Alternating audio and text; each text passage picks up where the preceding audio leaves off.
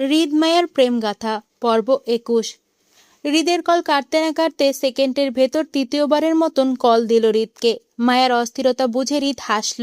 বাধ্য হয়ে কলটা রিসিভ করে কানে তুলে বলল, আপনার স্বামীকে কেউ কেড়ে নিয়ে যাচ্ছে না ম্যাডাম, একটু ধৈর্য করুন, আমাকে অন্তত কল ব্যাকটা করতে দিন। টু টু করে কল কেটে দিতেই হৃদ আবারও হাসল। ফোনটা হাতে নিয়ে স্ক্রিনের দিকে তাকিয়ে রইল কয়েক পলক। সময় নিয়ে আস্তে ধীরে কল দিল মায়াকে। ওপাশ থেকে মায়া বেশ সময় নিয়ে কলটা রিসিভ করলো। বোঝাই যাচ্ছে তখনকার হৃদের কথায় লজ্জা পেয়েছে বেশ। সময় নিয়ে কলটা রিসিভ করে মায়া প্রথমে সুন্দর করে সালাম দিল হৃদকে। আসসালামু আলাইকুম। হৃদ সালামের উত্তর দিয়ে বলল, ওয়ালাইকুম আসসালাম। ভালো আছেন? জি আছি। আপনি? জি ভালো। তারপর তারপর দুজনেই চুপ। হৃদ ইচ্ছাকৃতভাবেই চুপ। মায়া কি বলে সেটা শুনতে চায়। জড়তায় মায়া নিজের কথাগুলো গুলিয়ে ফেলে নিশ্চুপ হয়ে বসে থাকলো শুধু। কোথা থেকে শুরু করবে বুঝতে পারল না এক মুহূর্তের জন্য। অন্ধকার বারান্দায় বসে কোলের ওপর খালি হাতটা চুলকালো মায়া। কি বলবে সেটা ভাবতেই হৃদের গলা শোনা গেল তক্ষুনি। হৃদ বলল, কি ম্যাডাম, কথা শেষ আপনার?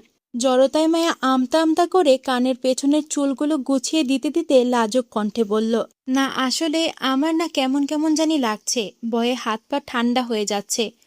উফ, তাহলে তো কঠিন সমস্যা ম্যাডামের। আমি কি ফোন রেখে দিব? তাড়াহুড়ায় মুখ খুলল তক্ষুনি মায়া। না করে বলল, এই না না, ফোন রাখবেন না প্লিজ, আমার কথা আছে। তাড়াহুড়ো হৃদের সাথে কথা বলতে আগ্রহ প্রকাশ করতেই লজ্জায় পড়ে গেল মায়া। ফোনের ওপারে মায়ার স্বামী নামক মানুষটা নিশ্চয়ই মায়াকে বেহায়া ভাবছে। সেটা ভেবেই মায়া মন খারাপ হলো। এত কষ্ট করে স্বামীর সামনে নিজের একটা ভালো ভদ্র পার্সোনালিটি প্রকাশ করতে চেয়েছিল মায়া, অথচ নিজের বোকামির জন্য মায়া ধরা না পড়ে যায়। আবার মায়া নিজের বোকামিকে ছাপিয়ে আবারও ভদ্রতা দেখিয়ে সরি বলল। সরি কেন? আসলে তাড়াহুড়ো এভাবে বলতে চাইনি, কিন্তু আমি তো এইভাবেই শুনতে চেয়েছিলাম। হৃদের কথার পৃষ্ঠে কথা খুঁজে পেল না মায়া। জড়তায় মায়া এদিক সেদিক লাজুক দৃষ্টি ঘুরালো। দুজনের বিয়েটা সম্পর্কে কথা বলতে চায় মায়া, কিন্তু কিভাবে শুরু করবে সেটা বুঝতে না পেরে খানিকটা চুপ করে রইল। ফোনের ওপাশ থেকে গাড়ির শব্দ পাওয়ায় চট করে মায়ার ঘোর ভাঙল। এখন রাত প্রায় 12টার ঊর্ধ্বে। এত রাতে লোকটা কোথাও যাচ্ছে কি? কৌতূহলে মায়া জানতে প্রশ্ন করল। হৃদকে বলল, গাড়ির শব্দ পাওয়া যাচ্ছে, আপনি কি এত রাতে কোথাও যাচ্ছেন? হৃদ তার সুন্দর চুলগুলোতে হাত চালাতে চালাতে বাইরের অন্ধকারময় রাস্তায় চোখ ঘুরিয়ে পড়ল। বউয়ের টানে তার শহরে যাচ্ছি দেখা করতে। হৃদের সহজ সরল উত্তরটা যেন মায়ার মাথায় বিস্ফোরণ ঘটল।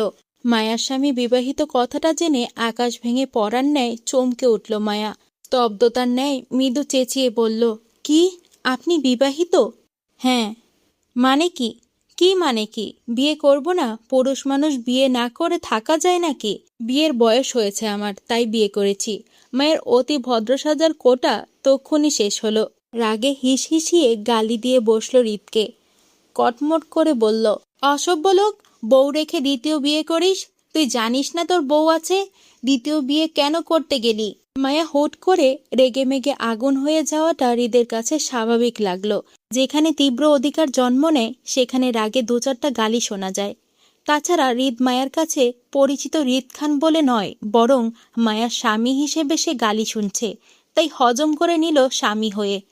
মায়ার রাগকে উস্কে দিয়ে খেয়ালি করে বলল হৃদ, বউ রেখে কোথায় বিয়ে করলাম ম্যাডাম? আমার বউ তো নাই, বউ পালাতক। বউ নেই বলেই তো দ্বিতীয় আর তৃতীয় বিয়েটা করতে হয়েছে আমায়। দরকার হলে আরও কয়টা করব। ইসলামে 4টে বিয়ের সম্মতি দেয়, আমি তো মাত্র 3টা করেছি। আপনাকে পেলে আর একটা করব, তারপরেই শেষ, আর করব না। রাগে দুঃখে কেঁদে ফেলল মায়া। এত কষ্টে নিখোঁজ স্বামীর খোঁজ করাটাই বোকামি হয়েছে মায়ার। সেই দুঃখে মায়া কেঁদে উঠে হৃদকে গালি দিতে দিতে বলল, অসভ্য ইতর লুচ্চা লোক, এতগুলো বিয়ে করিস? তোর মতন জামাই আমার দরকার নাই। আমি তোরে তালাক দিব। খবরদার, যদি কখনো আমার সামনে পড়িস তাহলে তোর পা ভেঙে হাতে ধরাই দিব। বউর হাতে মার খাওয়ার জন্য হলেও এই বান্দা অবশ্যই হাজির হবে ম্যাডাম। Two two. হৃদের কথা শুনল না মায়া। রাগে দুঃখে ঝরঝর করে কেঁদে উঠল বারান্দার ফ্লোরে আছড়ে পড়ে। মায়া সত্যি বিশ্বাস করতে পারেনি ওর স্বামী আবার বিয়ে করে নিবে। মায়ার স্বামীকে ঘিরে ভালোবাসাটা ঝরা পাতার মতন খসে গেল মনে। ভালোবাসাটা ভুল মানুষের প্রতি হওয়ায় কান্নায় বাঁধ ভাঙল মায়ার। গুমড়ে ওঠা কণ্ঠে ফুপিয়ে ফুপিয়ে কাঁদলো বাকি রাত। হৃদ বেশ ফুরফুরে মেজাজে ফোনটা পাশে রাখলো। সে জানে এখন তার বউ কাঁদবে স্বামীর বিরহে, কাঁদুক, এতে সে মোটেও কষ্ট পাচ্ছে না, বরং ভীষণ শান্তি অনুভব করছে। যাক, আজকের রাতটা তার শান্তিতে কাটবে। সামান্য বিয়ে হওয়া সংবাদ নিয়ে বউ তার কতটা ক্ষেপল হৃদের উপর। শেষ পর্যন্ত গালি দিল, ভবিষ্যতে পা ভেঙে ফেলে দিবে হুমকি পর্যন্ত দিল। যদি কখনো এই মেয়ে জানতে পারে হৃদ তার স্বামী, আল্লাহ জানে তখন কি করবে। হৃদের হুট করে খুব ইচ্ছে হলো জানতে বউ তার পরিচয় পেলে কি করবে। তখনকার মতো এত অস্থির হবে স্বামীর জন্য, নাকি পরিচিত হৃদ খান ভেবে ভয়ে পিছিয়ে যাবে হৃদের থেকে। চোখ মুখ অন্ধকার করে কলেজের ক্যান্টিনের টেবিলের ওপর মাথা ঠেকিয়ে বসে আছে মায়া, সঙ্গে জুই, শ্রেয়া, নাদিয়া বসে। মায়ার মন খারাপের কারণ এতক্ষণ সবাই জানে। জুই অবশ্যই এতে বিরক্ত।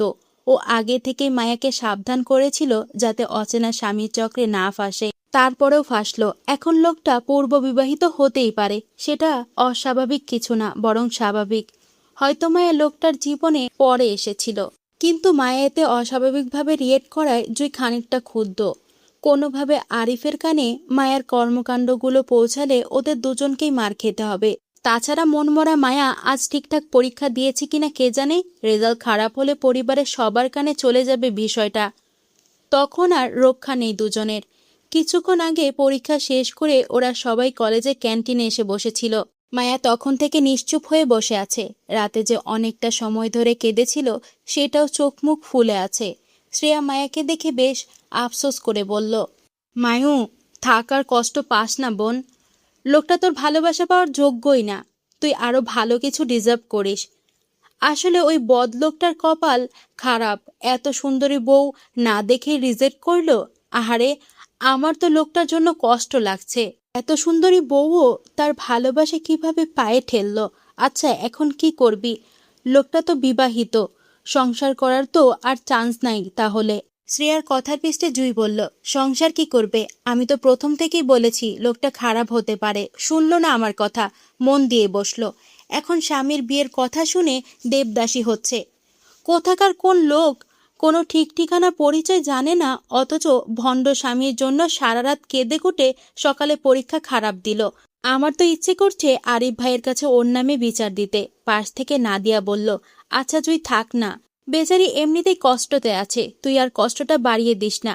আচ্ছা জুই শোন না, লোকটা যদি সত্যি সত্যি বিয়ে করে নেয় তাহলে তোদের অবশ্যই বিষয়টা টেনে বড় না করে উল্টো পরিবারের বড়দের জানিয়ে বিষয়টা মিটমাট করে নেওয়া উচিত। বিয়ের ব্যাপার স্যাপার হালকাভাবে নেওয়া ঠিক হবে না। বিয়েটা অ্যাক্সিডেন্টলি হয়ে গেলেও ডিভোর্স কিন্তু অ্যাক্সিডেন্টলি হয় না, অনেক আইন কানুন মেনে করতে হয়, ঝামেলা আছে, বুঝতে পারছিস? ব্যাপারটা সহজ হবে না। জুই কিছু বলবে তার আগেই ধরাম করে উঠে বসলো মায়া। এতক্ষণের দুঃখে গোছানো মুখটা হুট করেই শক্ত করে বলল, আমি এত কিছু জানি না, বুঝি না, বুঝতেও চাই না। আমি ওই লোকটাকে বিয়ে করেছি, সে ভালো হোক কিংবা খারাপ, এত সহজে আমি তাকে ছেড়ে দিব না। অন্তত তার সাথে একবার হলেও মুখোমুখি হতে চাই আমি। তারপর কি হবে তখন এটা তখন দেখা যাবে। আমি প্রেম করে ব্রেকআপ করতে বসিনি, বিয়ে করেছি। এতগুলি দিন লোকটাকে না দেখে না জেনে ভালোবেসে এসেছি। আমার ভালোবাসা আমার দায়িত্ব, এত সহজে হার মেনে তাকে ছেড়ে দিব না। অন্তত এই চেষ্টা অবশ্যই করব। তাছাড়া আমার মন বলছে লোকটা আমাকে মিথ্যা বলেছে, সে বিবাহিত নয়। হয়তো আমার মন পরীক্ষা করতে এমনটা বলেছে, আমি তাকে খুঁজে বের করব। মায়ের কথায় হতকম্ব জুই, শ্রেয়া, নাদিয়া। এইরকম একটা পরিস্থিতিতে স্বামীকে না দেখে কিভাবে অন্ধবিশ্বাস করা যায় সেটা মায়াকে না দেখলে হয়তো কেউ বিশ্বাস করতে পারতো না। মায়ার জেদে শ্রেয়া, নাদিয়া হতগম্ব হলেও জুই বেশ রাগে তিল মিলিয়ে উঠল। মায়া নিজের জীবন এমন একটা অচেনা মানুষের পিছনে ছুটে খারাপ করবে সেটা জুই কোনোভাবে মানতে নারাজ।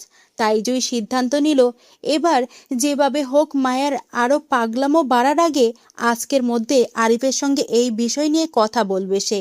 পরে যা হবার হবে। অন্তত মায়া পাগলামো আর সায় দেওয়া ঠিক হবে না বলে মনে হলো জুইয়ের। জুইয়ের ভাবনার চিত্তের মধ্যে শ্রেয়া আহাজারি করতে করতে বলে উঠল, মায়েরে, আমি স্পষ্ট দেখতে পারছি তুই জামাই পাগল মাইয়া হবি। বাপ রে, জামাই না দেখে এত ভালোবাসা যায়? তোরে না দেখলে আমি বিশ্বাসই করতে পারতাম না বোন। তাই তো বলি, জুই কেন তোরে নিয়ে এত টেনশন করে সব সময়। ভাইরে ভাই, এবার তো আমারও টেনশন হচ্ছে তোকে নিয়ে। তুই আবার ছ্যাঁকা খাইয়া বেকানা হইয়া যাস জামাইয়ের বিরহে।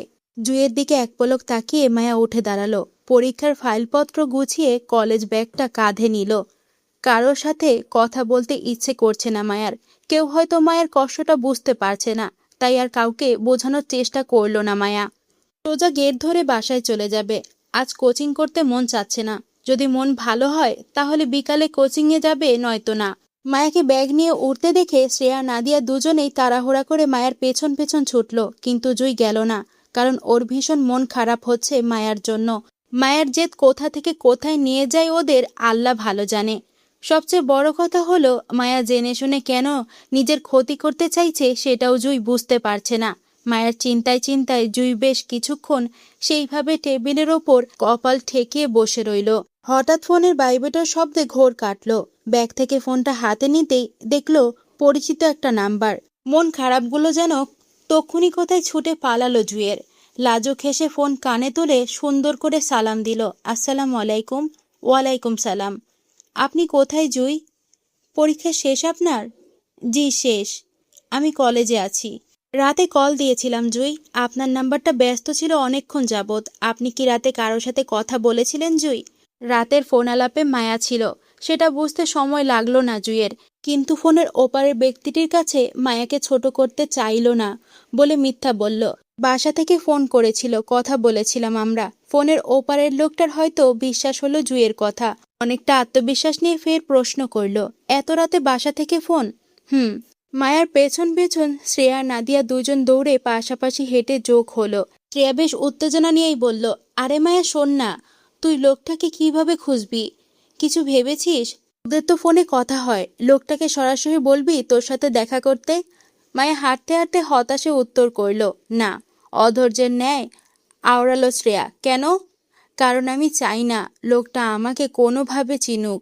যদি সে সত্যি বিয়ে করে ফেলে তাহলে আমি এই জীবনে তাকে আমার মুখ দেখাবো না।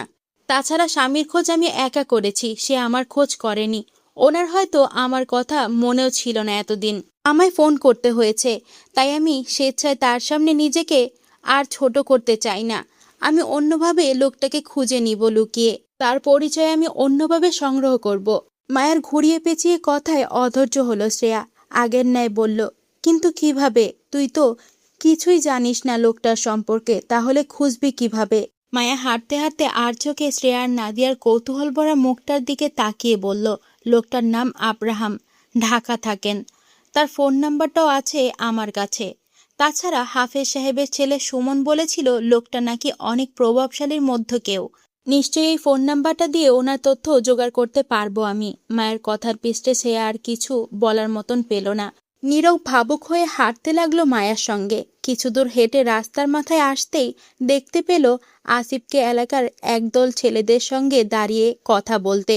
হয়তো রাজনৈতিক বিষয়ে কোনো পরামর্শ দিচ্ছে আসিফ তাদের। ভাবুক শ্রেয়া হুট করেই যেন দারুণ একটা বুদ্ধি পেল। মায়ার সমস্যার সমাধান করতে চেয়ে উৎফুল্লতায় বলল, এই মায়া শোন শোন, আমার মনে হয় তোর আসিফ ভাই থেকে সাহায্য নেওয়া উচিত। উনি তো ঢাকায় থাকেন হৃদ ভাইয়ের সঙ্গে, সব কিছু চেনেন। তোর স্বামীর নাম আর নাম্বারটা আসিফ ভাইকে দিলে উনি নিশ্চয়ই তোর স্বামীকে খুঁজে বের করতে পারবে। আমার কি মনে হয় জানিস, তোর স্বামী তো প্রভাবশালীদের মধ্যে কেউ একজন, তাই না? এমনটাও হতে তো পারে আসিফ ভাইদের সাথে তোর স্বামীর পূর্ব পরিচয় আছে। তোর স্বামীর নাম বলাতে আসিফ ভাই চিনে ফেললো। শ্রেয়ার কথা মায়ের কাছে যুক্তিসঙ্গত মনে হলো। মানুষ বলে না, বিপদে পড়লে বাঘ মহিষ এক ঘাটে পানি খায়। মায়ের দশাও তেমন হলো। অসহায় মায়া স্বামীর খোঁজে খোঁজে দিশেহারা হয়ে আসিফকে উত্তম মনে করলো সাহায্যের জন্য, কিন্তু হৃদের ভয়ে আমতা আমতা করে বলল, আসিফ ভাইকে বললে যদি রিক্সে পড়ে যাই। হৃদ খান লোকটা এমনিতে আমাকে অপছন্দ করে, তারপর আবার এখন ওনারা আমাদের নতুন আত্মীয় হয়। যদি কোনোভাবে আমার বিয়ের খবরটা আপুর কানে ফাঁস করে দেয় তাহলে বিপদে পড়ে যাব। শ্রেয়া অসম্মতি জানিয়ে বলল, আরে বিষয়টা উল্টো ভাবে দেখ, তুই এমনিতেই রিক্সে আসিস। চাইলেও তোকে এই বিষয়ে সাহায্য করতে পারে এমন কেউ নেই। তাছাড়া আমি হৃদ ভাইকে চিনি, উনি রাগী গম্ভীর মানুষ হতে পারে, কিন্তু কারো পার্সোনাল বিষয়ে ওনাকে আমি ইন্টারফেয়ার করতে দেখিনি আজ পর্যন্ত। হৃদ ভাই আমার রিলেটিভ হয়, সেই সুবাদে আমি ভালো করে চিনি ভাইকে। হৃদ ভাই তোর পার্সোনাল লাইফে ইন্টারফেয়ার করবে না দেখিস। তাছাড়া আমরা শুধু হৃদ ভাইয়ের কাছে হেল্প চাইবো ব্যাস। তারপরেও যদি তুই রিস্ক মনে করিস তাহলে আমরা সবাই মিলে হৃদ ভাইকে বুঝিয়ে বলবো তোর সমস্যার কথা। হৃদ ভাই অবশ্যই বুঝবে, সাথে তোকে হেল্পও করবে দেখিস। চল এবার আসিফ ভাইকে সামনে দেখা যাচ্ছে, আগে দেখা করি তারপর সাহায্য চাইবো, চল চল। মায়া যান্ত্রিকভাবে মাথা দুলালো। শ্রেয়ার সঙ্গে নিয়ে রাস্তার মাথা পর্যন্ত যেতে যেতে বেশ কিছু দামড়া ছেলে পেলে মায়াকে ভাবি ভাবি বলে সালাম টুকলো। বিষণ্ণ মায়া কোনো রকম মাথা দুলিয়ে সালামের উত্তর করে পৌঁছালো আসিফ অবধি। কিন্তু ভাগ্য খারাপ হওয়ায় সেখানে হৃদের সঙ্গে মায়ার দেখা হয়ে গেল হুট করেই। অনাকাঙ্ক্ষিতভাবে হৃদের সঙ্গে মায়ার দেখা হয়ে যাওয়ায় মায়া চাচ্ছিল না নিজের সমস্যার কথাটা আসিফকে আর বলতে, যেহেতু সামনে হৃদ আছে তাই। মায়া চলে যেতে চেয়ে শ্রেয়াকে ইঙ্গিত করে খোঁচালো, কিন্তু শ্রেয়া মায়ার ইঙ্গিতটাকে ভুল বুঝলো। মনে করলো মায়া ওকে সবটা দ্রুত বলার জন্য তাড়া দিচ্ছে খুঁচিয়ে। তাই শ্রেয়া আসিফ সহ হৃদের কাছে ফরফর করে মায়ার নিখোঁজ স্বামীকে খোঁজার জন্য সাহায্য চাইল। হৃদ মায়ের প্রেমগাথা পর্ব 21 এখানেই শেষ করছি। আজকের পর্বটা আপনাদের কাছে কেমন লাগলো অবশ্যই কমেন্টস করে জানাবেন। গল্পটি ভালো লাগলে চ্যানেলটি সাবস্ক্রাইব করে বন্ধু হয়ে পাশে থাকবেন। সবাই ভালো থাকবেন, সুস্থ থাকবেন। আল্লাহ হাফেজ।